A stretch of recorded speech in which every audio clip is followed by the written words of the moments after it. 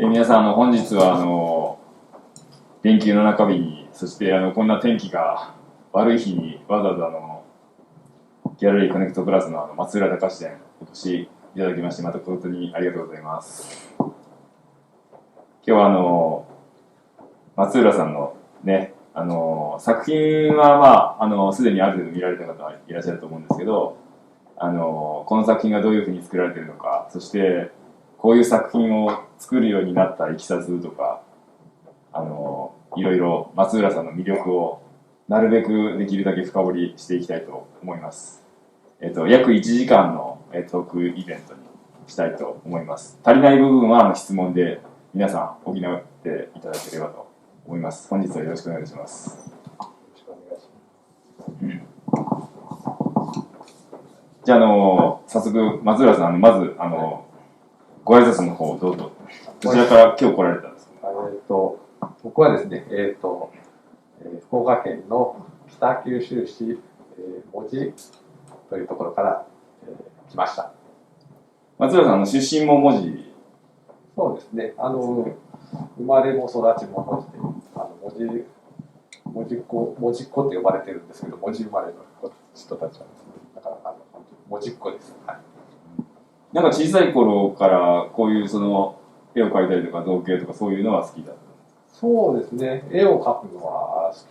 きでしたね。小さい頃は、でも絵を描くよりはどちらかというと山がすぐそばにあったので、家の裏の裏山にこもって、山の斜面に穴を掘ったりそんなことをしてましたね。もしかして準備の時とか、休憩の時とかにいろいろ話をしてたら、そういう山に登って穴掘ったりとかそういうのがきっかけかわかんないですけど、体力がついてお祭りが終わったのか何なのか、すごいギャラリートークの始まりの合図あ、こっちに来てね。そうですね、確かにそういうことかもしれない。うまい松浦さん、なんかね、実はこういう方向に進むかどうか迷った時期があるんですよね。結構僕らアーティストに多いのはアーティスト活動するとすごい体力を使うんですけど、2回目の始まり何の愛かな。松浦さんも同じようにすごい今回展覧会準備にあたって体力をかなり使われてるんですけど、それの下地になってるような感じで、例えば小学校中学校とか高校とか部活動とかそういうので意外とね文化系なことじゃなくて体育会系的なことをやってる人が将来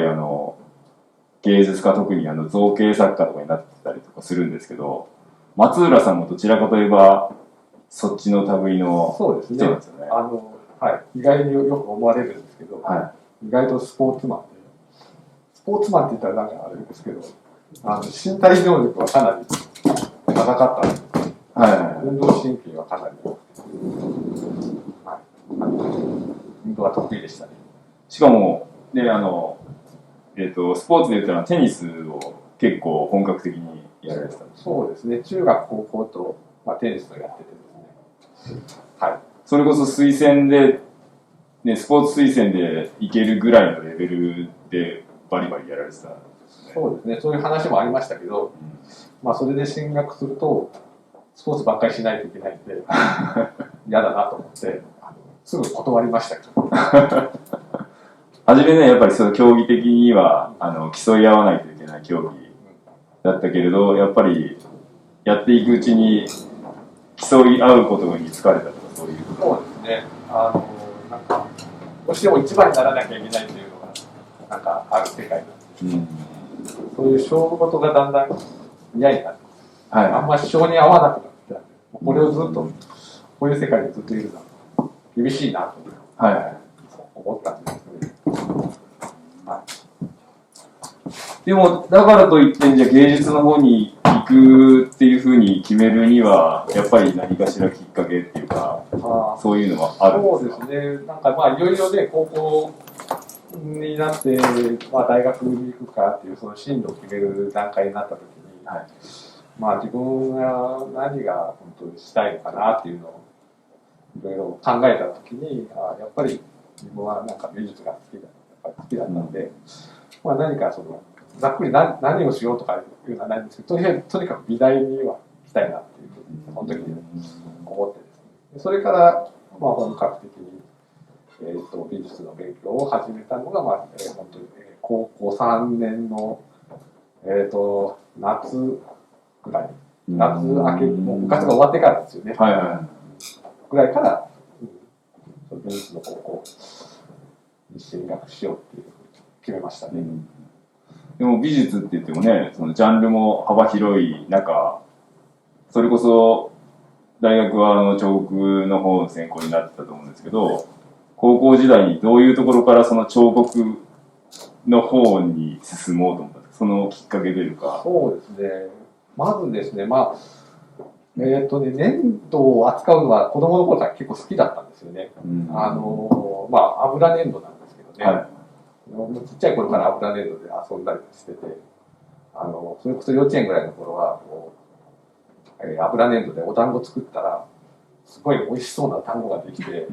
食べたら美味しいんじゃないかなと思って、ちょっと口に入れたことがあるんですけど、油臭い油粘土の味しかしない。そのくらいまあ粘土で遊ぶのは好きだったんですけど、はい、まあ、あと絵も描くのは好きだったんですけど、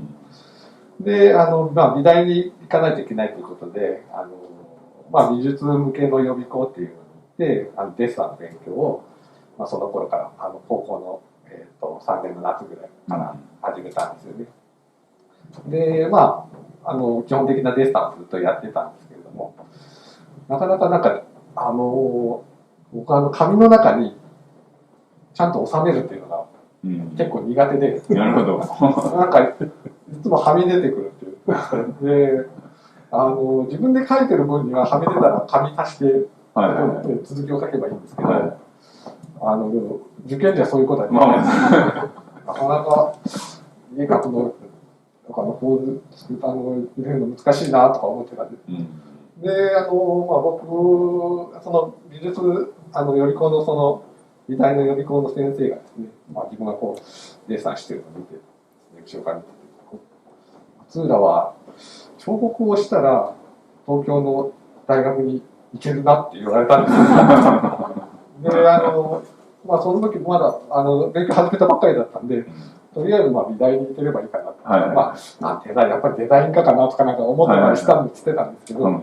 でまあ、その時に、彫刻、そういう道もあるんだなと思って、で東京って言ったらですね、もう本当に田舎に住んでたから、自分の頭の中ではなんか東京ってなんか手塚治虫の未来都市みたいなイメージがあって、そんなところに自分が行けるんだなと思って、じゃあ行きますって言って、僕彫刻しますって言って、それから、まあ、彫刻を始めたんですけど、でも本当に、まあ、そういう紙の中に絵を収めるっていうのがなんか苦手だったところとか、まあ、立体粘土を扱うっていうのがすごく好きだっ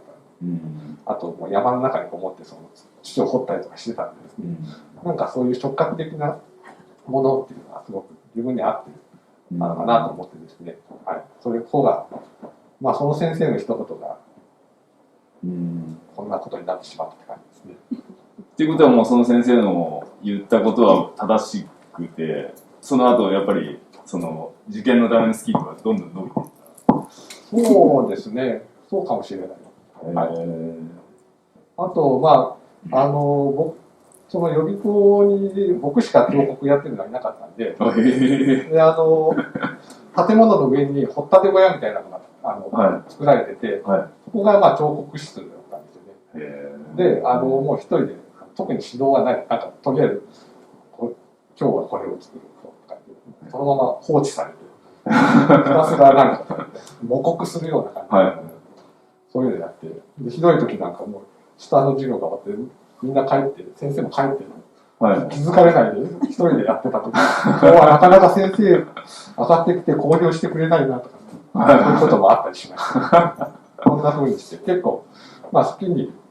やらせてもらったのも楽しかったですけどね。ちなみに差し支えなければそれって今もある予備校ですか？あ、今はですね、ちょっともう名称は変わってしまって、今も、はい、あります。その先生もまだ現役で指導されてる。なんていうですね、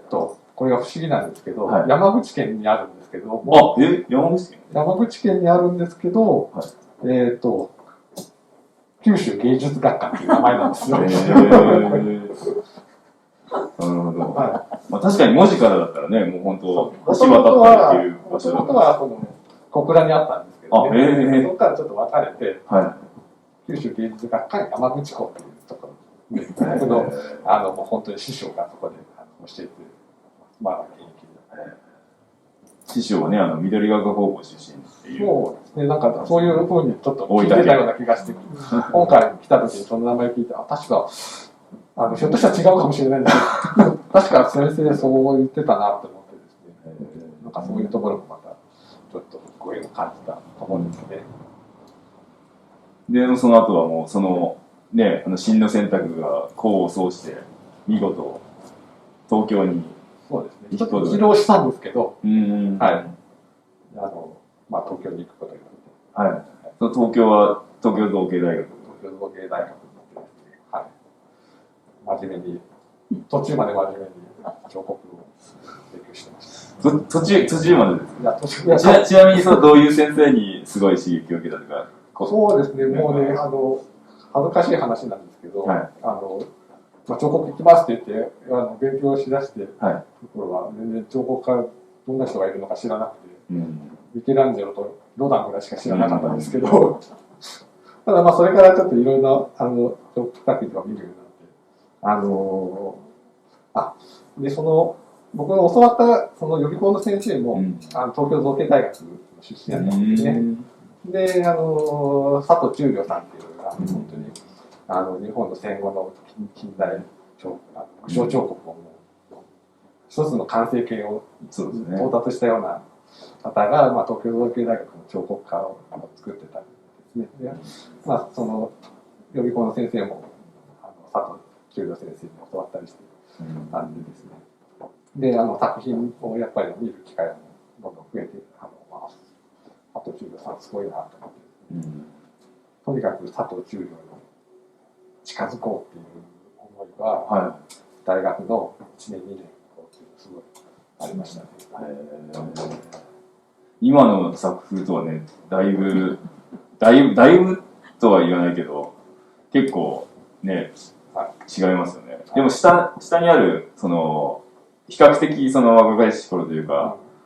何年前だろう、2007年の作品が今回一番古い作品で展示されてるんですけど、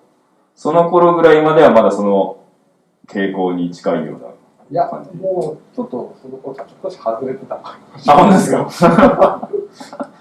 ちなみにね、佐藤忠良さんって言ったら、前田先生後ろにいらっしゃいますけど、前田先生が所属しているね、新制作を立ち上げた人でね、佐藤忠良、船越康武さんって言ったらもう新制作だもんね。東京造形で具象彫刻やってると新制作になっての方に流れる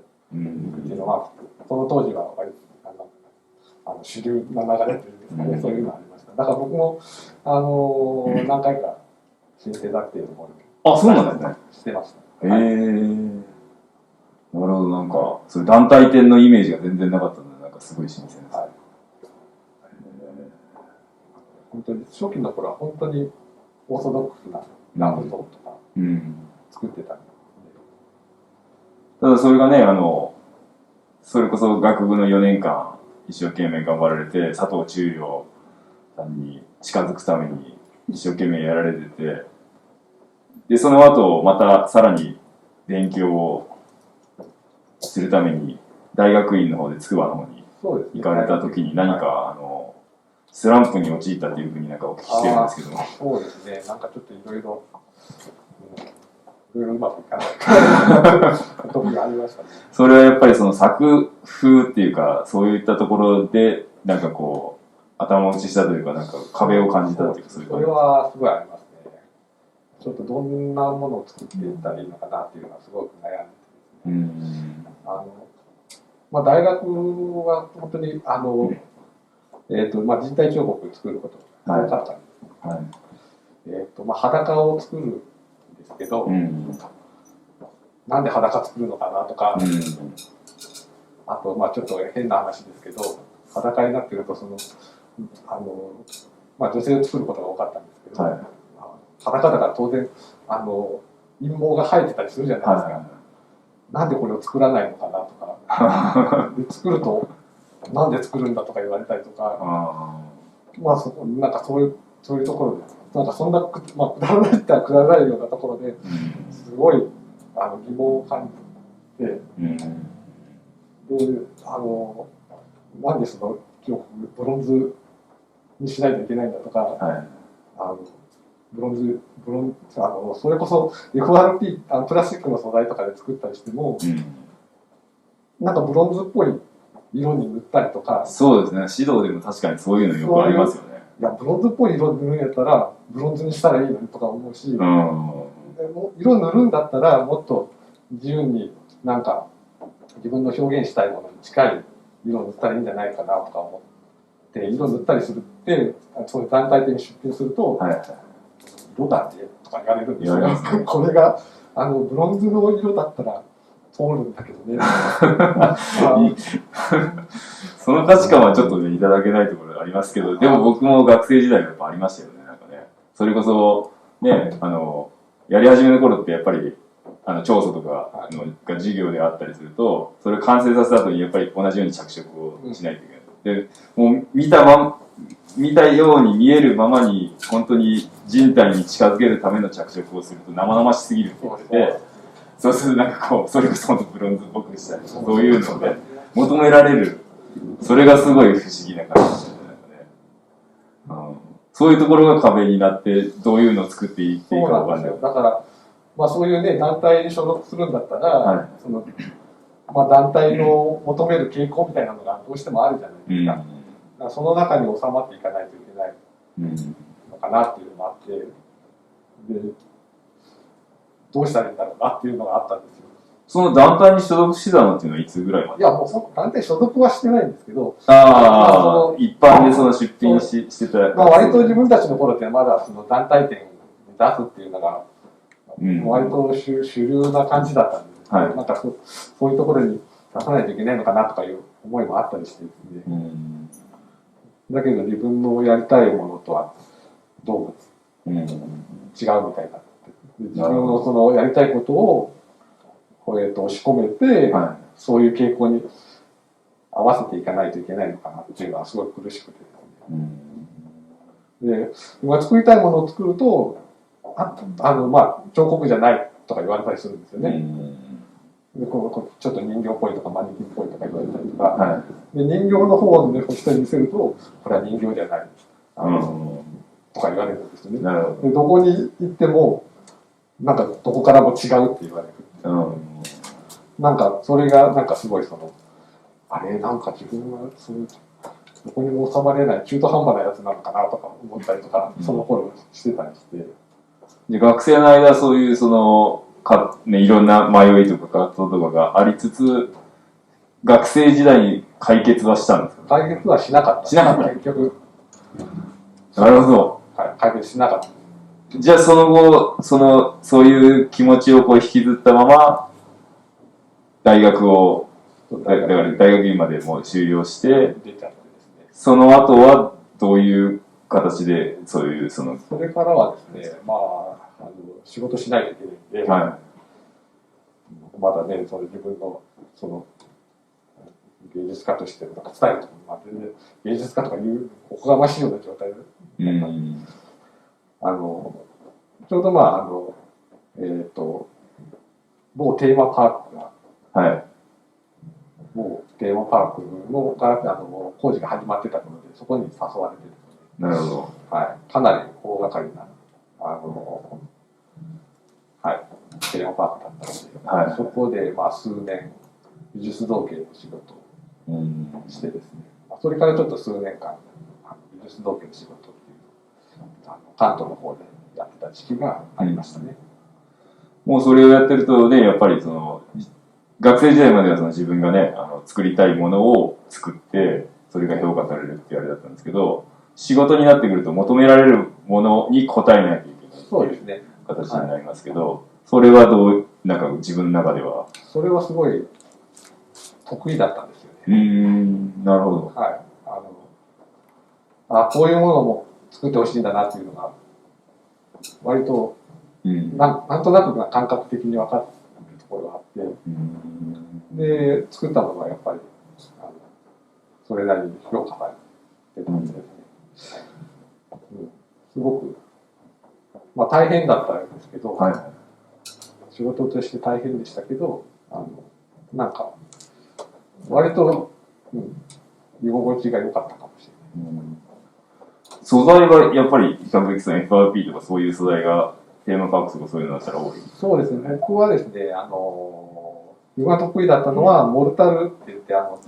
セメントと水混ぜたやつですけどね。それで、岩を作る、ギガンっていう、偽物の岩を作るのがすごい得意で、まあ、そういうギガン造形、ロックワークなんて呼ばれてるんですけど、そういう造形を結構得意にしてて、だからまあすごい彫刻的なんですよね。それこそこんな大きなコースでそのモルタルを突きつけるんですね。鉄筋とラス波が組んであるところにですね、それこそもう一日に、ね、かなりの広い範囲を吹きつけて、それを柔らかいうちに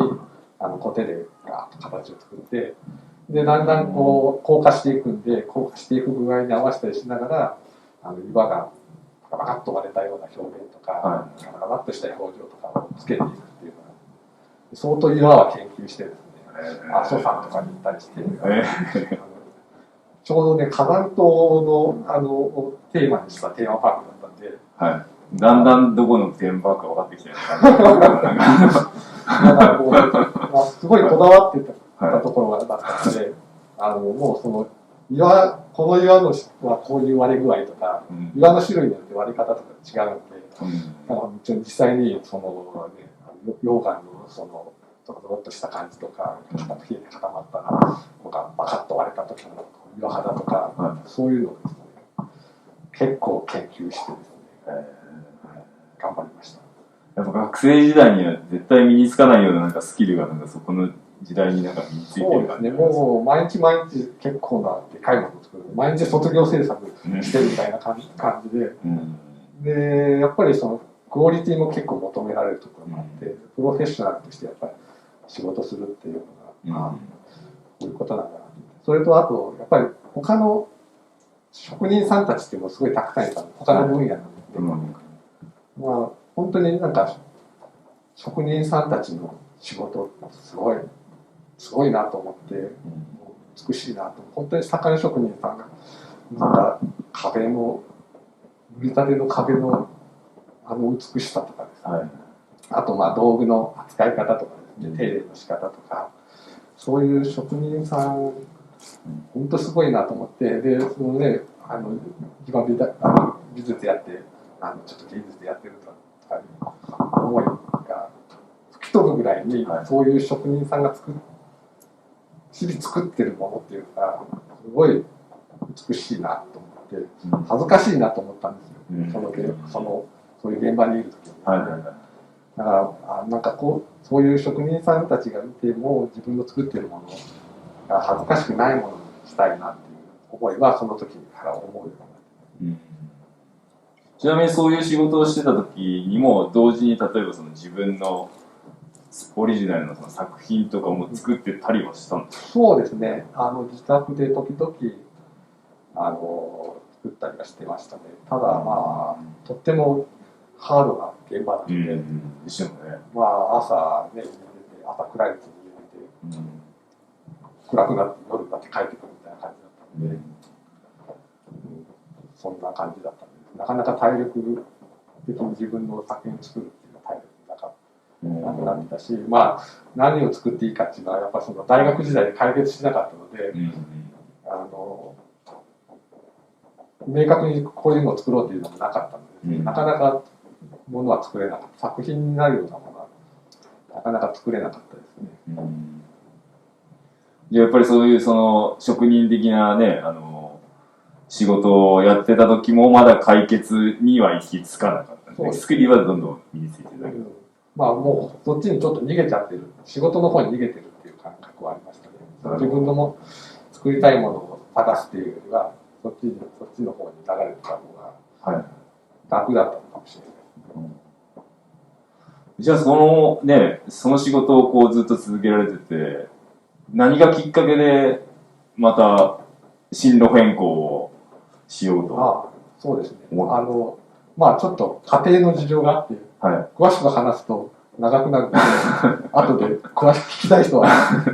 聞いてもらったらいいんですけど、まあ関東の方から地元の自分の生まれ育った門司港の方に、帰ることになって。なるほど。帰らざるを得なかったですね。そうですね。ちょっと理由があって、家庭の事情で帰ってきてで、帰ってきたら、自分のその身につけたものを生かす仕事がなくて、そうですね。なかなか。帰ってきても1年間ぐらいは関東の方に出張的な感じで続けてはいたんですね。でも、やっぱりね、家族もいたりとかしたのでですね、なかなかその仕事をし続けるっていうのが難しくなってきてですね、あとちょっと精神的にもちょっとかなり自分の人生の中でかなりドーンと落ち込んでた時でもあったので。なるほど。それも家庭の事情のそうですね。そこは後で。で、なんかね、小さい町だから街歩くのもなんかすぐ人に会っちゃうんですね、知ってる人にね。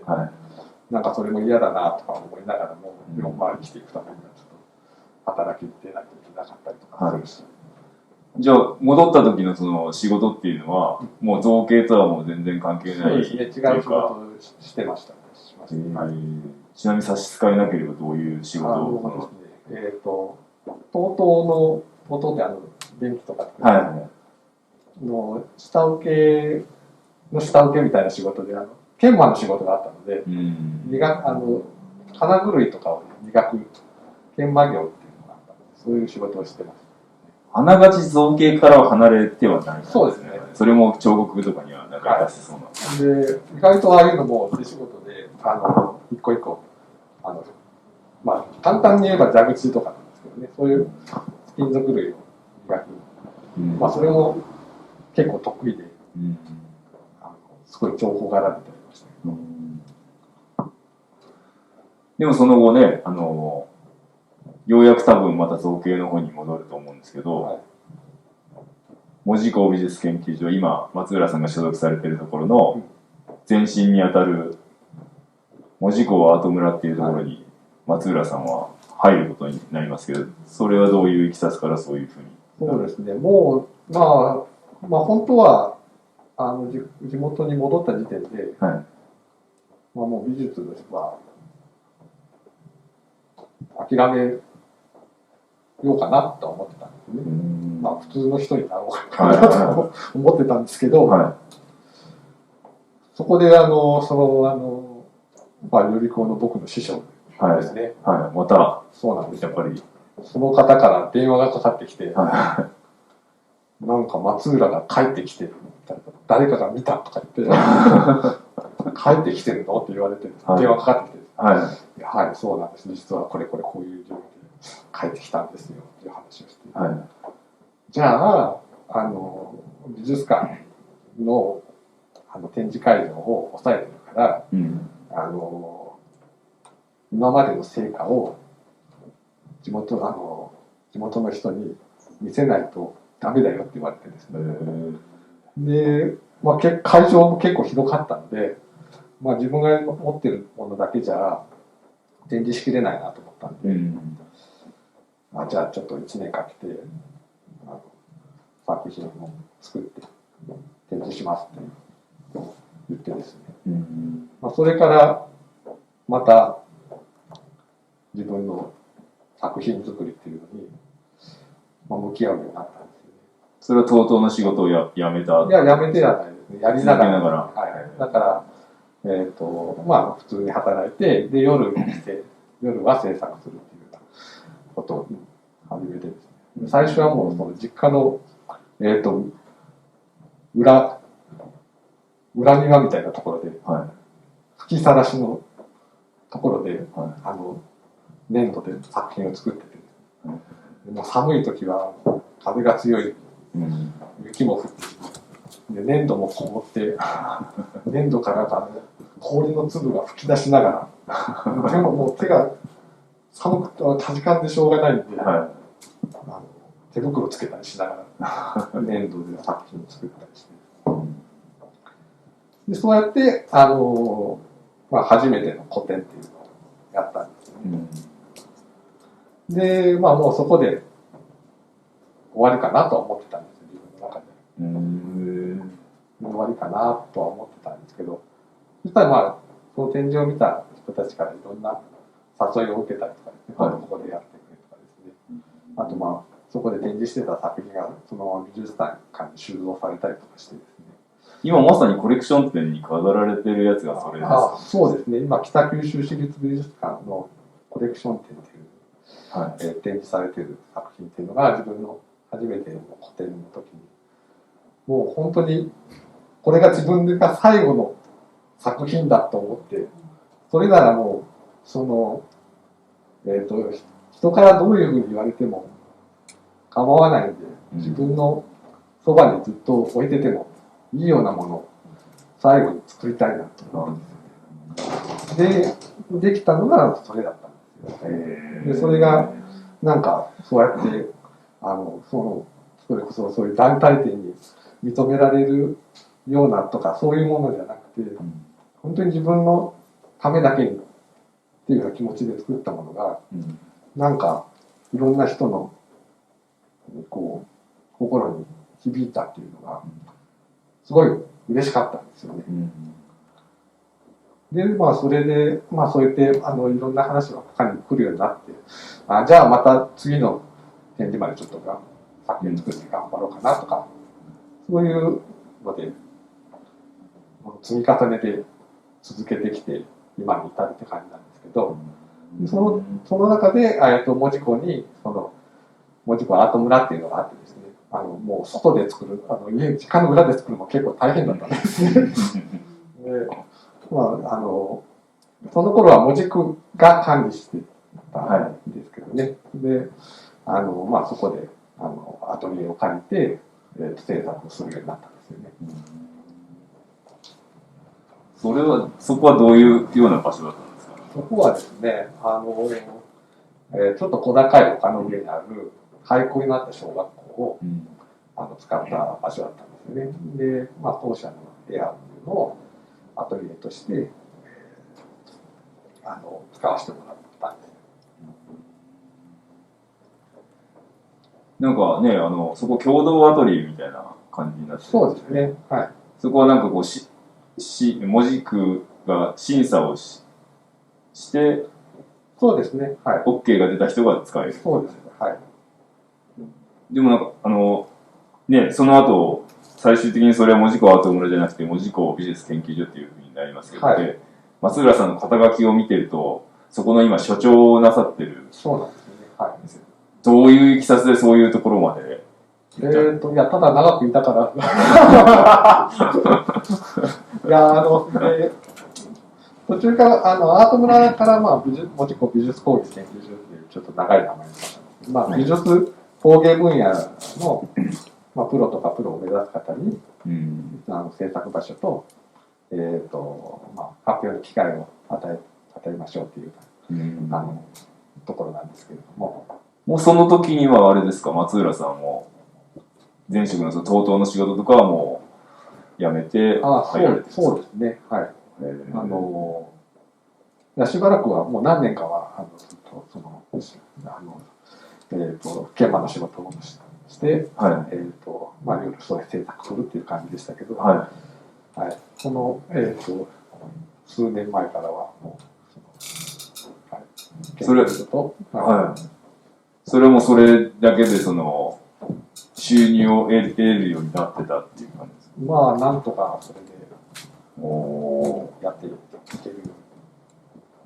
うに今です今なってますけど、そこに所属している作家はもうやっぱり独り立ちできるような感じで皆さんそこからやっぱりそうですね、独立していった方たちがたくさんいてですね、はい、で特に文字の人だけじゃなくて、今全国的にそこに所属する作家っていうのは年に1回募集してますので、はい、でまさに今ちょうど募集中なんでですね、ぜひ制作場所に困っている人がいたらですね、そうですね、文字に来てもらいたいですね。そうですね、竹田から出ていってもらうのはちょっともう、ちょっとね、できればやめていただきたいですけど、それ以外のところも興味がある人はね、後でチェックしていただければいいなと思います。で、そこに所属してた時に作った作品が、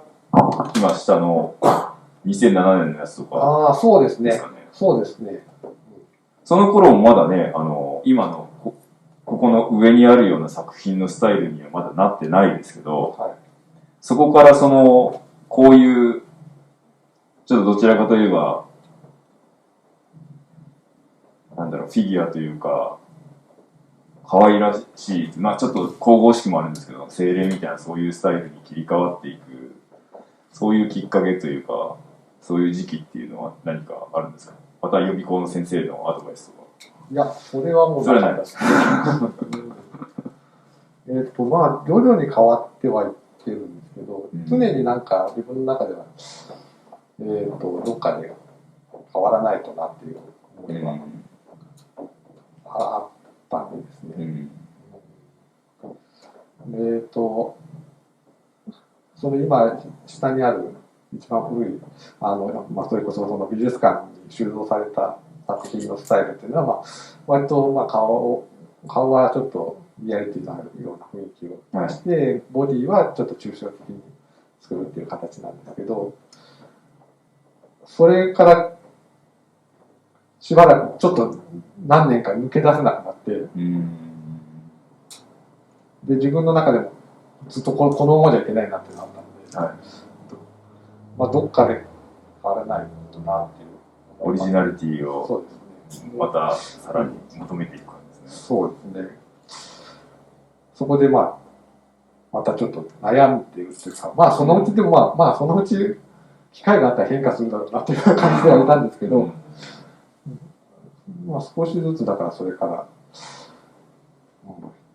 変化して今の形になったんですけどね。なんかそのね、切り替わった原点的な作品がまさに松浦さんのすぐ左にある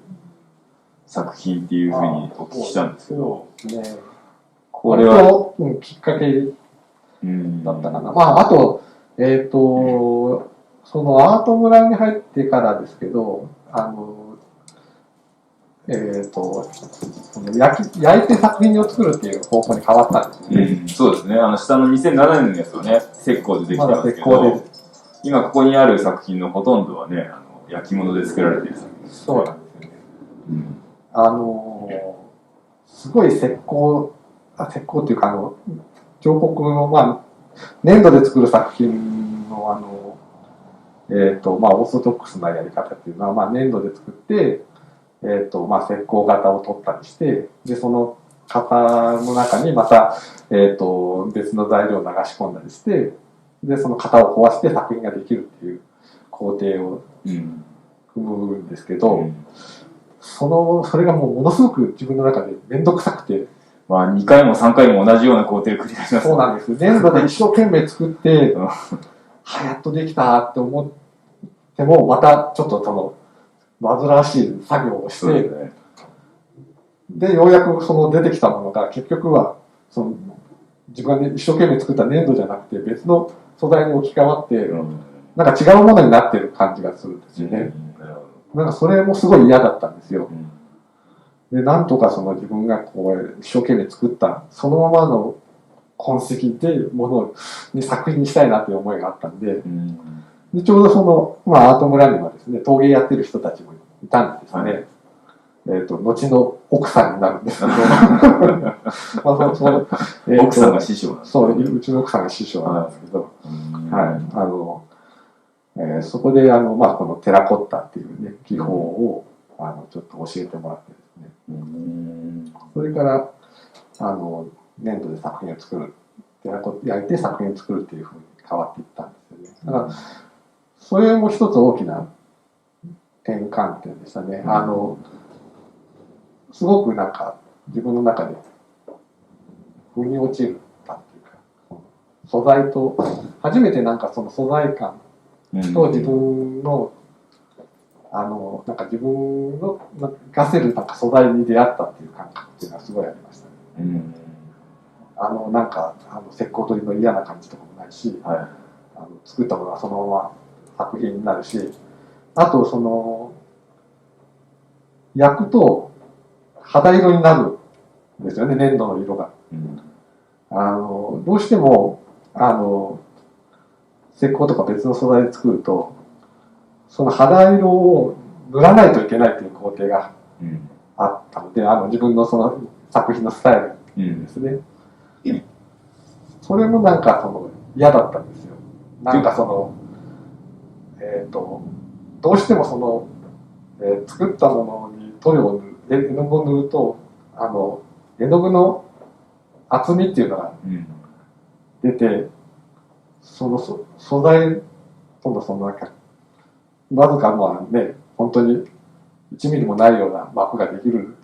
だと思うんですけど、なんかそれも嫌だったんですよね。ということで、今ここにある作品とかっていうのは、その肌感が出てる部分っていうのは、比較的もう塗装をほぼやってないような状態で表現されてる。そうなんですよね。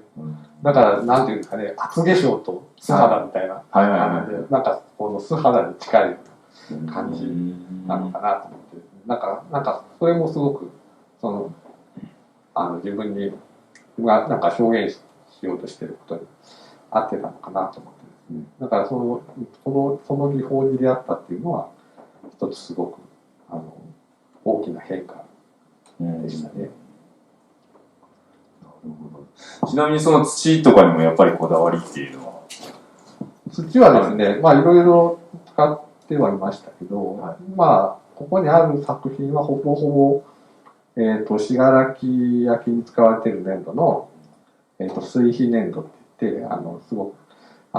粘土をこしてきめ細かい土なんですけど、それを使ってますね。なんかこのね、松浦さんの左にある作品とかは、まあ、その扉挟んだ隣もそうですけど、少しその不思議な文様があるような感じですけど、これもなんかすごい特徴的だなと思うんですけど、これはどういったところからこういう風な形に？これはですね、縄文土器なんですよね。が逆さまになってるような感じだ。そうなんですよ。なるほど。はい。僕の中でなんかそのなんていうんですかね、なんか自分のやってることがどこの根っこに属してるのかなっていうのはずっと考えてて、でどうしても美大とかで習うことっていうのはやっぱその西洋美術の流れだったりするので、西洋美術の手法とか見方とかそういうものでなんかものを作ってるのがもう疑問だったんですよ、自分の中で。自分は多分日本人なんだろうなと思うので、なんかちょっとその違和感があったんですよね。そのどうしてもその美術教育で習ってきたことに対してのですね。で、自分はどうなのかな、まあ仏像もなとかなんかね、元はやっぱりギリシャ彫刻の流れとかがあったりすると思ってて、でまあ土を扱うようになったのもあって、で土でなんかまあ女性の形を作ったりしてたんでですね、なんかそういうのもあったんで、それずっと遡っていくと、日本だとやっぱり縄文の道具とかですね、ああいうのがものすごくなんか魅力的に見えてくるよて、道具っていうのもやっぱり、何かしらのその当時の人々が祈りとか願いを込めて、ああいう女性じゃないかって言われてますけど、女性の形を土を使って表現してたんですね。すごくなんかその縄文に土を使ってその何かの女性の形を作ったりするっていうのが、その縄文の道具とつながってくるようなところがあって、すごくそのなんか縄文の人たちの造形っていうのがすごい憧れがあってですね。でそれもあってこの作品ができたんですよね。でこれができた時になんか少しその自分の作ってるもののなんかルーツじゃないけど根っこみたいなところがなんかそういうところからずっと続いてきたものの流れの上に自分は今いるんだなっていうふうに思えた時に割となんかスッとした感じっていうのがあったんですね。あと、すごく子供の頃からなんかアニミズム的な感覚っていうのがあったんで、小さい頃は本当に何にでもこうものになんか意識があるような感覚っていうのがあって、なんか見られてるような感じとかあったりして、すごくなんかそれが怖かったっていうのがあって、本当に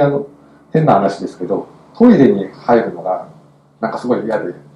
トイレってすごいプライベートな空間じゃないですか。あんまり人に見られたくない。なんかそこでね、用を足すっていうのが、なんかトイレの者たちに見られてる時って、なんか嫌だなと。ただそのね、便器とか常にトイレにあるものが見られるのはもうしょうがないなとは思ってたんですけど、もうこの人たちのちょっと手助けを借りないと用は足せないから。ただそのタオルとかが日に日に変わるじゃないですか。なんかこいつらに見られてるのは嫌だなとかね、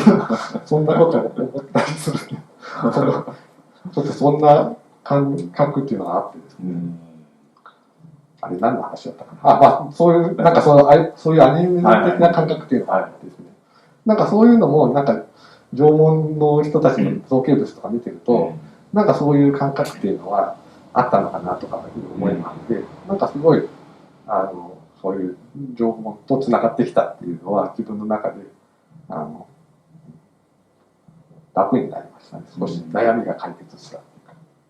今ね、ここに飾ってある作品とかを見るとね、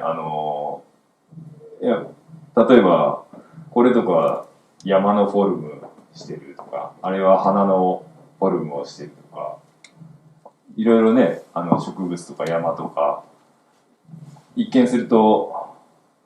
なんかこう、ものとして見られるけど、でも自然界のもので、先ほどおっしゃってたアニミズムのあれで、その土地とかものに、精霊が宿ってるような感じ。松浦さんの作品ってなんかそういう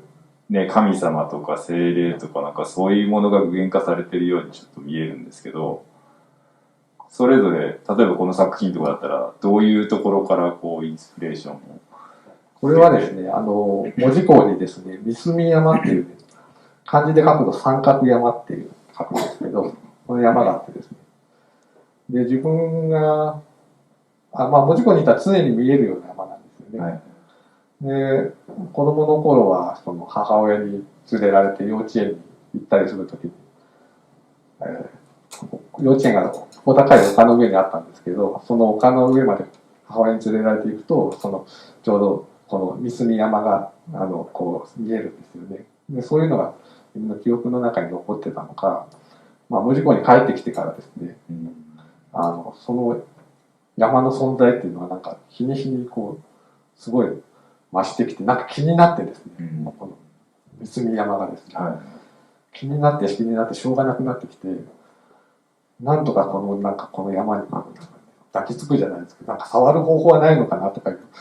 そんなねちょっと危ないやつみたいなことを考えて過ごしてた時期があって、でその三隅山にある時はアート村にいた時ですけど、グラウンドからですね、もう見えたんですけど、夜月が出てて、月明かりにその山がパーッと照らされてたんですよね。で、その時に、なんかふっとももうその何のもう考えもなくちょっと手を合わせて目をつぶってみたら、はい、そのなんか手のひらの中にその山に触っているような感覚っていうか、すごく宿ってで、なんか手を合わせるっていうことはなんかそういうふうに本当は触れなかったりとか触れられないものとか、まあ、本当に存在してないものとかと、なんかそういう触れ合うような、自分とそういうものが触れ合うような、ことをのための行為なのかなって、その時に自分の中では思ったんですね。なんか自分にとってはそういうなんていうんですか、まあ、共鳴するとかシンパシーみたいな、そういうための行為として手を合わせるっていうこと、そういう意味があるんだなって、その時それはその自分なりの感覚の答えですけど、あったんですよね。ということはこの作品だけじゃなくて他のやつにも手を合わせてるものとかが結構多いんですけど、そういうところはやっぱり自分の手の届かないものとつながるとか、そうですね。そういう、なるほど。あと、まあ、お客さんから指摘されたことがあるんですけど、手がでかいとか言われる時があるんですよ。合わせてる手が。で、それはね、思ったんですけど、この人の手じゃなくて、自分の手なんだなと思って、自分がその手を合わせてる形。その人に対して自分が。そうですね。だから、これの手っていうよりは、自分自身の手なのかなっていう。そういうふうに思ってます。ちなみにこの作品のタイトルは何ていうの？これはまあ、月鏡っていうタイトルがついてるんですけれども、なんかこれにね、これを作るために影響を受けたなんか曲があるっていうふうに。そうですね。まあ、すごく親交のある文字にいるミュージシャンがいるんですけれども、ギターとアコーディオンのユニットなんですけれども、その方たちの作った曲で「月鏡」っていう曲があってすごい好きで、なんかその曲のイメージを形にできたらなと思って作ったのがこの作品だったんですよね。自分の思いとその曲がリンクしたような。そうですね。はい。他にもなんか何点かその人の曲と同じタイトルで作られてるやつ。ですね、今回ここにあるのはですね、もうないですけど。はい。はい。ないんですけど。他にもでも何個かそういう作品あるんですよね。松浦さんの作品になんか通ずるようなものがある曲を奏でる人たちのライブがね、ちょうど来週あるんですよね。いつでしたっけ？10月15日か。10月15日の6時から、ここで、先ほど、名前が出てきた、ウィンドルモア&ブリーズボールっていう人たちの、松浦さんが福岡から、呼んで来られるんですけど、その方たちのライブが、松浦さんのこの作品空間の中で、音を奏でてくれます。それぞれの作品とちょっとまつわる曲とかがあるので、そういうのを話しながら演奏してもらおうかなと思っています。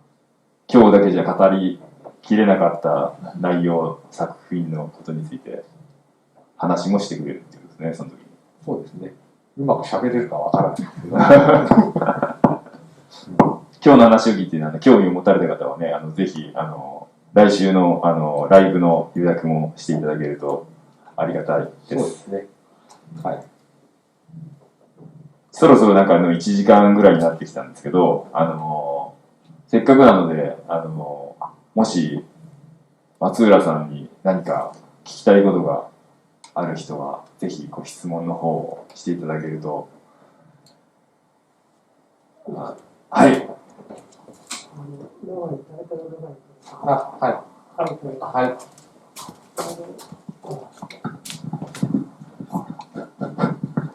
カイト申しますけど、私も造形的な、仕事して、粘土を使って、陶芸やったり、絵を描いたりやってるんですが、この造形の中で温度をまあちょっと聞いた記憶があって、はい、800度ぐらいですか？そうですね。はい、素焼きなんですね。はい。でなんでまあその素焼きの温度ということで、止めてるのかっていうことですね。まあ増加しやすいっていうことですか？それもあるし、その、1200度ぐらいまでいっちゃうと、なんかこの、素焼きの持ってる、ほやっとした。そう、柔らかい、ね、あったかい感じが。そうなんですよね。だから、なんか800度ぐらいまでだと、まだそのなんか土の持ってるあったかさみたいな、ほんわりしたものが、ちょうどなんか人の肌感みたいな、肌の表現とかに、なんかちょうど向いているような気がしてですね。着彩もしやすいんですかね？そうですね。はい。ただ、その、いわゆるその、運ぶとかね。そうですね。持ち運びとか、ね、搬入とか、ね、はい、搬出のちょっとリスクがね。そうですね。壊れるという危険性が伴うので、このものを見ると非常に怖いという感じがするんですが、それはやっぱり気を使いますよね。そうですね、そこは気を使いますところですね。なかなか輸送っていうのがですね、人に頼みたくないですね。そう、頼みたい。できたら頼みたくない。はい、今回もね、全部一人で。いや、それがね、すごいと思って、これだけの物量のものを、ね、文字から何回か分けて運んで。4往復ぐらいですかね。そうですね。いや、まあ、誰かに輸送してもらうんだったら、ちょっと、しっかり梱包しないといけなかったので。その梱包をまた、ちょっとまた時間がかかるんで。振動がね、そうですね。刺激だから、終わりやすいんだ。でも今回ね、展示した、例えばこの、久保木の隣にある作品とかの、梱包の箱を見たんですけど、もう業者がこう驚くぐらいかなり精巧に動かないように作られてるんですよね。そうですね。これ東京に運んだりしたこともあったんで、業者側に運んでもらったりしたこともあったんで、すごい箱とかも考えて作って、それを福岡市の美術館の企画展の時にこれ出品したことがあったんですけど、その時美術運送の専門のニッツーさんが運んでくれたんですけど、僕の箱を見て、この箱は完璧だって言って、すごい、よくできてるって言われて、はい。あと手足とか体とか頭とか、はい、それぞれ、これは焼くということでは別々に作って、組み立ててるんですか？そうですね。組み立てが大きい作品っていうのは、特にその釜に入るサイズと制約もあるので、釜に入るギリギリのサイズで物を作ったりとか、あと輸送のこともあるんですけど、やっぱりパーツごとに分けてた方が破損する確率っていうのは少ないので、例えばこれだったら、頭が取れて、この頭の髪の毛の影のところも取れたりとか、ここも外れたりとかですね。で、このツボのところもズボッと外れて、あとは足があるっていう感じですね。そのくらいそういうふうに感じ。その方が安全ですよね。そうです。はい。なかなかこのまま運ぶっていうのは恐ろしいことなんですね。ありがとうございます。他に質問のある方はいらっしゃいますか？すみません、久保木と申します。最初どういう素材なのか私存じ上げてなくて、よく見るとなんか木工頭っていう木に塗装したのかなって第一印象がそうだったんですけども、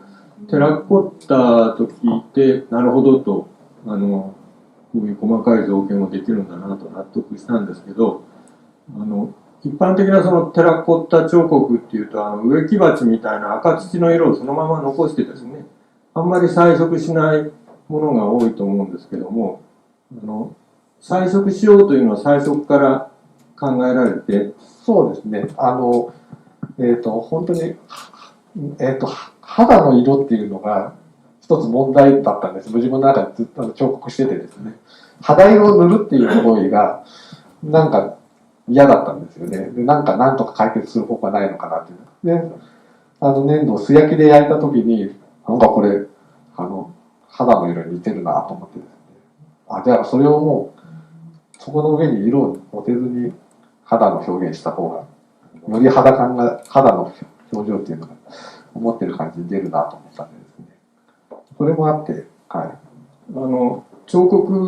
の世界でよくテラコッタっていうと赤っぽい土を使いますけど、はい、白土を使われたことがやっぱりいい方向にそうですね。行ったのかもしれないですね。はい、でもう一つはその、比較的自由なこう造形っていうのかな。それで彩色するとスケールは大きいですけど、私の第一印象はこれは21世紀の博多人形じゃないか、博多人形の新しい解釈じゃないかなと、作り方を考えるとですね、そんな印象を受けたんですよ。一番こう小さい作品とか、僕の作品とかは、現代博多人形展とかに並んでても全然違和感ないというかですね、そんなイメージ、印象を持ったんですけども、下の地下の作品も含めて拝見してると、こう、ポーズがですね、左右対称のが多いんですよね。で、これは何なんだろうな。博多人形というか、あるいは一般的なこう人体を表した彫刻でもいろんなこう、ポーズをさせるけども、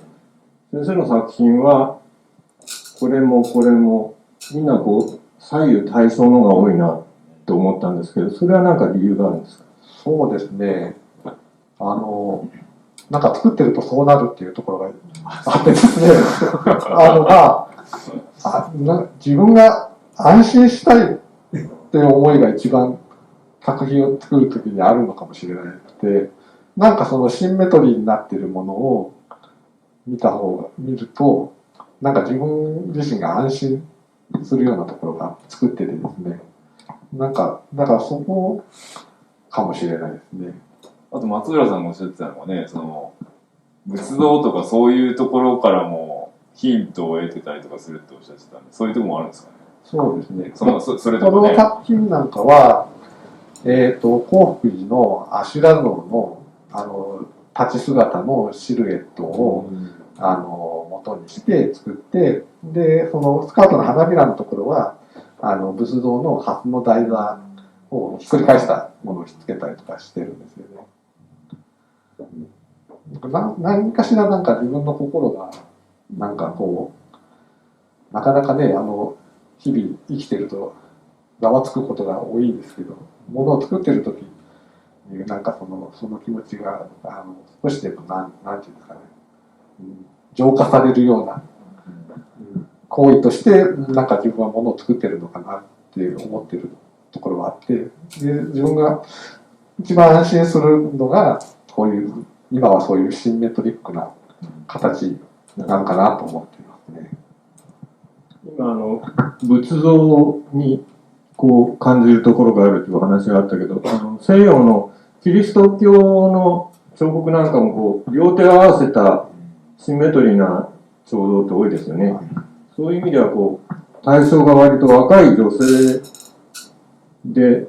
そこになんか、尊いものを見出しているというか、なんか、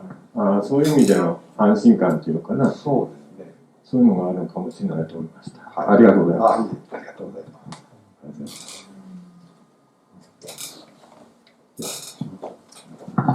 りがとうございます。今、安心とか安寧、安堵とか、そういう感情を作家自らおっしゃってくださったんで、なるほどってさらにお伺いしたくなったんですけれども、この顔の表情は一体何を考えてるんだろうなって、この作品が本当のその人間で本当のその裏若き女性であれば、おそらくそこにはある種の思想とか記憶とかなんか思いとか夢とかそういったものがあるんだろうと思うんですけれども、やっぱしこうむしろそれを実際の作品は私たちに物語ってなくて、やっぱし私たちが結局これを見ながらその思うしかないみたいなところに実はちょっと突き放されてしまうような、そんな気もしないではないんですけれども、いかがでしょうか。この顔の表情というのはもう全く個人的に好きな顔の表情とか、あるいはある具体的に、何かその思いのある方の表情などがここには投影されているのでしょうか。それとも今私がついつい自分で勝手なことを言いましたけれども、私たちにやっぱ想像力を喚起させるための表情なんでしょうか。ですね、まず僕は作るときに、言語化しないようにしてて、なるもう言語化すると結局固定されるところがあって、こういう感情のこういう表情とかいうのがあるんで、まず言語化しないで、作るっていうことを心がけてて、で、出てきたもの、徐々に出てくるものを見ながら、自分自身がその自分の作ってるものと対話して、自分の、なんていうかね、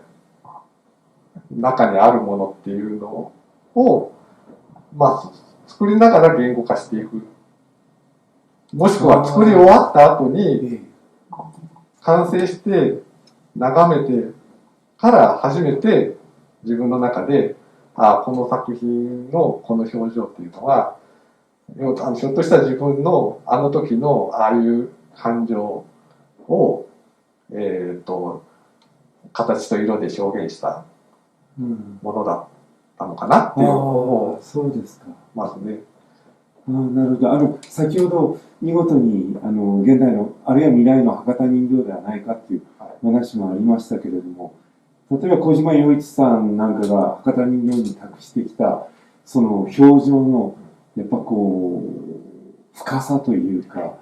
私はあれはもう本当に単なる人形を超えてやっぱり一つのこういう造形世界っていうのを見事に開拓していった素晴らしい作品群だと思うんですけれども、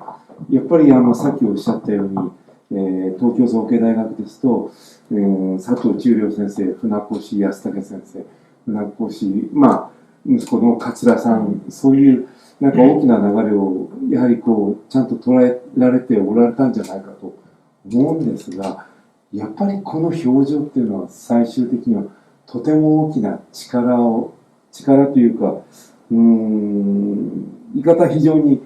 複雑な言い方になりますけれども、やっぱこの表情があって初めて一つのこの作品が最終的に完成してるんじゃないかなと思うんですね。この表情が例えば奈良義朝の生意気な女の子の表情だったらもうちょっとみたいな感じで全く違う世界を生み出してしまうと思うんです。この何かこう物言わぬけどとても実は饒舌なそういう存在なんじゃないかと思ってて仕方がないんですけれども、それは逆にやっぱこう日々、デッサンされたりスケッチされたりいろんなことをおやりになる中でやっぱりこう一つのこう世界観みたいなものをここに作っておられるということなんでしょうかね。そうですね。そうなのかな。松浦さんとね、ここに始まるまでに話をしてた時に、それこそこの展覧会のタイトルにある雨土のことほぎってどういう意味かっていうところは、その天と地に要はお祝いの言葉を述べるとか、そういう感じのような意味合いになるんですけど、松浦さんがこの作品を生み出すための手法っていうのは、実は人が話をこうやってするような感覚で作品作りをする。だから作品を作るっていうことが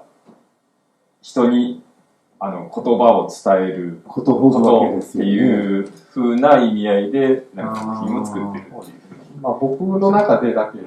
言葉っていうとどうしてもなんか言語とイコールに考えがちですけど、これはもう本当に僕の解釈なんですけど、言葉っていうのはなんか見えない世界のものを我々がいる見える世界に取り出す方法が言葉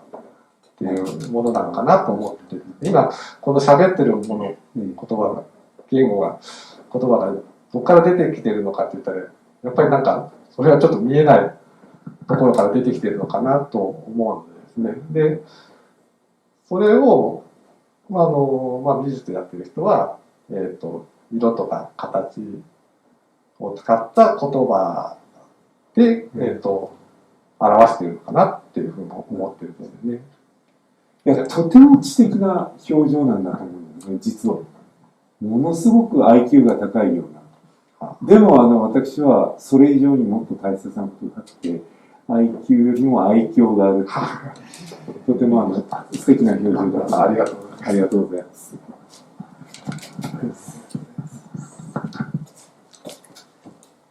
じゃあそろそろ1時間ちょっと、はい、過ぎましたんで、そろそろ、はい、終わりにしたいと思うんですけど、何か最後に一言松浦さんから何か皆さんに伝えたいことがあれば。いや、話すのは大変ですね。ただ、特に今回意識したのは、この建物自体も生き物みたいなものだと思っているので、とにかくですね、この建物が、僕の作品があることによってなんか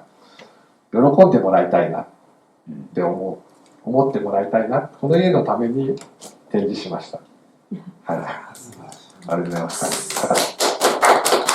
今回松浦さんの展覧会はね、ここ展示を依頼した時にはまだここのギャラリーがオープンしてなくて、